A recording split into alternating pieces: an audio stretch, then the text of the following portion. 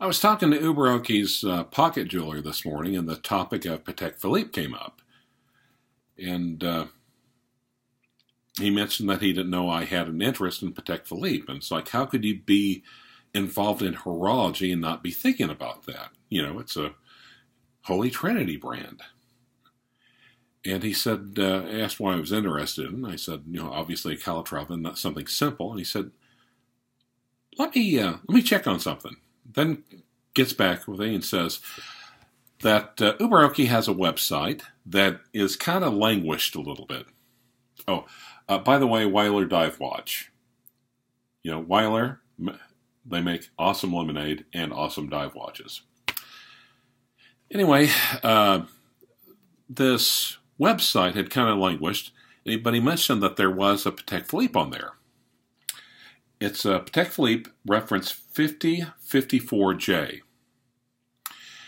And it's yellow gold. It's roughly about 36 millimeters, probably about 15, maybe 90s, 20 years old.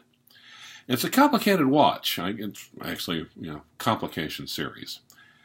Got a lot going on with the dial. At 11 o'clock, there is a power reserve. At 7 o'clock, there is a calendar with a moon face. And at 4 o'clock, there's a seconds dial. And he said, pay no attention to the price on there. He said, it's been sitting there for a while. The guy got it, fell in love with it. Now he's out of love with it, and he's wanting to move it. And I think he might really come down on the price, like 9, 8, maybe even 7,000. So I do a little look on Chrono 24, just straight Archie style, and it's selling for 21,000. Like, ooh, bargain. Yeah. So I contact my friend Duty Robson. No, that one did not work at all. We're just going to go with it. So anyway, Duty, Mr. Robson tells me to run away from that watch as fast as my chubby little legs will carry me. I asked why. It's a Patek Philippe. He said, oh, it's yellow gold. He said, yellow gold is on the outs. Everyone is into rose gold, or preferably white gold or platinum. Yellow gold is, yesterday's fish. Also, he said, you don't know when the last time it's serviced was, and run away from a Patek Philippe if it doesn't have very extensive service records. And he said, not by one of your local guys, by Patek Philippe. So, but I have to admit, the cheapskate in me, the bargain shopper, the contrarian, still thinking about it. It's just like, well, $21,000 watch, if I can get it for like a third, 60% off, why not? Why not look at it? Why not think about it a little bit more? So then I contacted my other friend, a movement nerd, and let's just call him Han Danes. Han Danes, A Star Wars Story.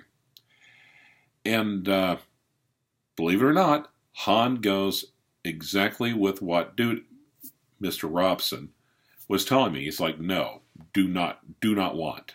Walk away. And I was asking why. Patek Philippe, it's the Holy Trinity.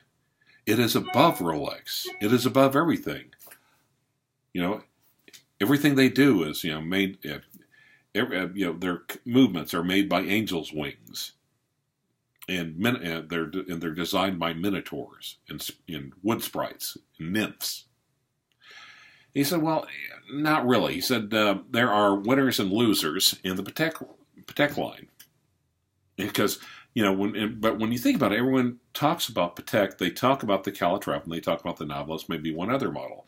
He said the complications are not exactly in their wheelhouse. He said it's kind of small by modern standards. It's kind of old. He said they're going to be tremendously expensive to have serviced. And he said you're kind of approaching it from the Rolex standpoint, where all models eventually just gradually rise in value, and if you hold on to it long enough, it'll pull you up.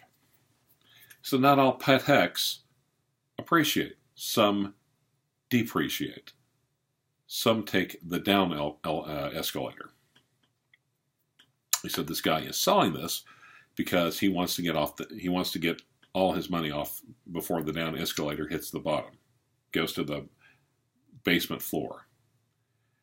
And he also said those movements are tremendously expensive. He said, if you want to get a modern Calatrava, you want to get a 5196 or a 5296, and get a Nautilus, good luck. You better have A, tons of money, and B, tons of time. And as you can tell, I got neither. So, Rolex is the kiddie pool. I've said that plenty of times. The selection is limited. Everyone's kind of looking at the same thing. There's not a lot of big risks. You be a little bit better about. You might be a little bit more astute about buying. You might be a little bit more astute about selling. But literally any Rolex, hold on to it, and you'll be all right in the long run. The kiddie pool. What I'm being told is Patek can be the shark cage. And that's something you never really hear about. You hear about just Patek Philippe in general, just being awesome and wonderful and miles above Rolex. But is there such a thing as the wrong Patek? Would this 5054J be the wrong Patek? Would this lead to the loss of money, even no matter how well I buy it, rather than an appreciation or accumulation of value? Wow.